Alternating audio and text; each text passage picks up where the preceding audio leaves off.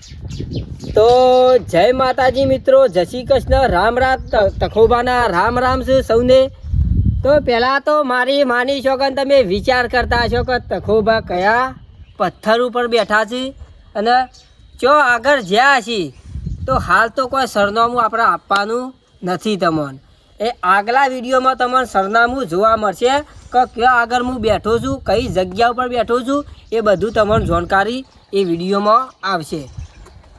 વાત એ છે કે પહેલાં આપણે તખોબા બ્લોગ ચેનલમાં બધા વિડીયો ઘણા નાખ્યા છે કે સ્ટેજ પ્રોગ્રામ નાખેલા છે, પછી શૂટિંગ કરતા એ બધા વિડીયો નાખેલા છે, ઘણા બધા સ્ટુડિયાના નાખેલા છે, બધા અલગ અલગ બધા વિડીયો ઘણા મુએ તખોબા બ્લોગ ચેનલમાં નાખેલા છે. બરાબર મિત્રો, તો આજે અમે આવનારા વિડીયો એવા આવશે કે ઇતિહાસની વાતો, એટલે ઇતિહાસની વાતો, ધાર્મિક વિડીયો તથા કોઈ પણ માતાજીના લગતા વિડીયો, એટલે માતાજી કયા જગ્યાએ માતાજીનું સ્થળ આવેલું છે, કઈ જગ્યાએ મંદિર છે, ક્યાં આગળ છે, કયા ગામમાં આવેલું છે, એવું હું તમને અમુક જાણકારી બતાવું. એટલે આપણા ગુજરાતમાં એટલો મંદિર તો ઘણો છે, પણ જો આપણે હું જોઈ મંદિર અને તમને એ મંદિરનો ઇતિહાસ બધો હું તમને આપું.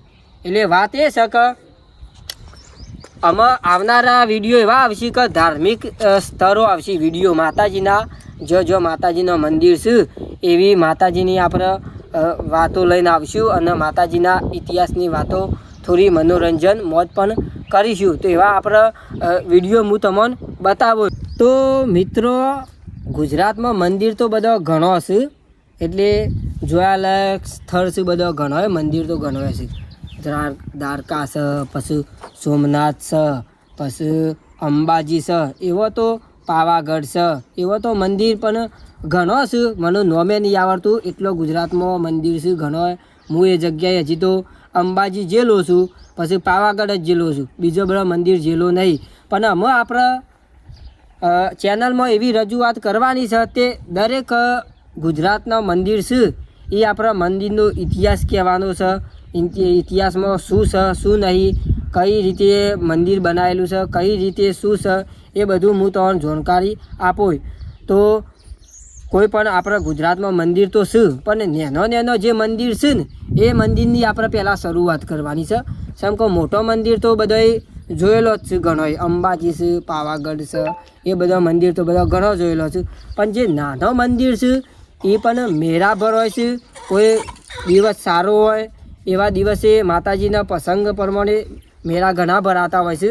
તો એ પણ આપણે પહેલાં નાના મંદિરથી આપણે શરૂઆત કરીશું, આપણી ચેનલમાં તખોબા બ્લોગ ચેનલમાં શરૂઆત કરીશું.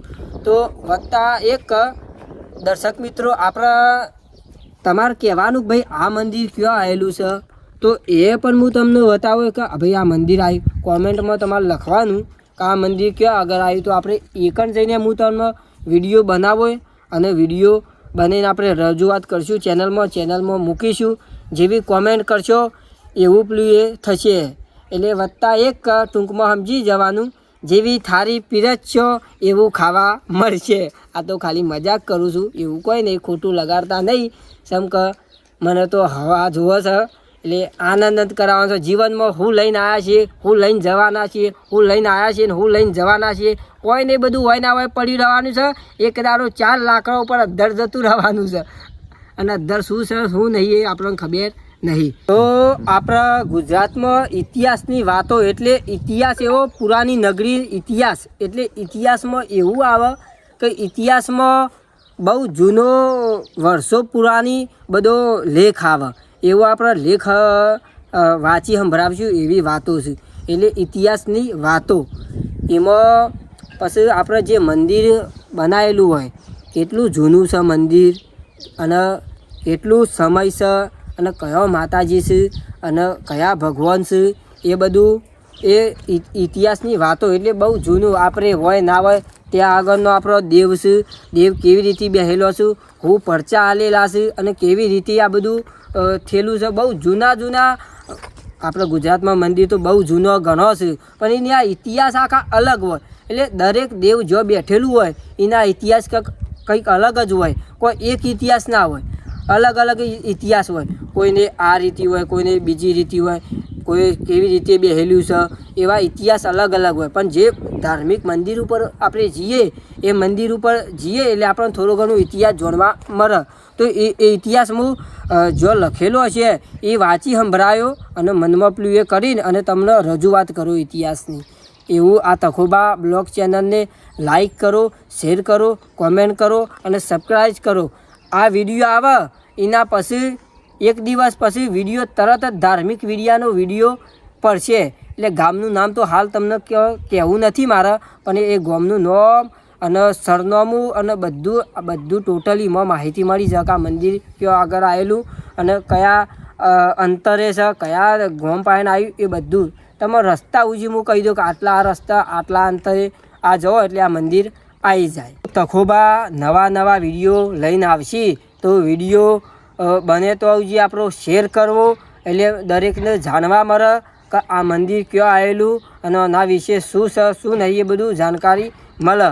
તો જેવો સપોર્ટ કરો છો એવો મને સપોર્ટ કરો એવી આશા રાખું છું મિત્રો તમારી. અને આવનારા વિડીયો ધાર્મિક મંદિરના ઇતિહાસની વાતો લઈને આવું છું.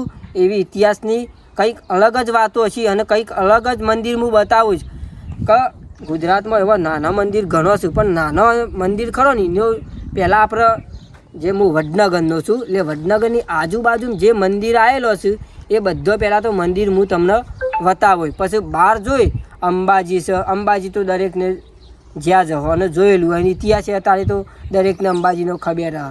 પછી આપણે અંબાજીએ જવું તો અંબાજીનો બ્લોગ વિડીયો બનાવશું, પાવાગઢ જવું તો એ બનાવશું, દ્વારકા જવું તો સોમનાથ જવું, કોઈ મોટા સ્થળે જવું તો એ પણ વિડીયો આપણે બનાવીશું અને મોજ મસ્તી આપણે કરીશું.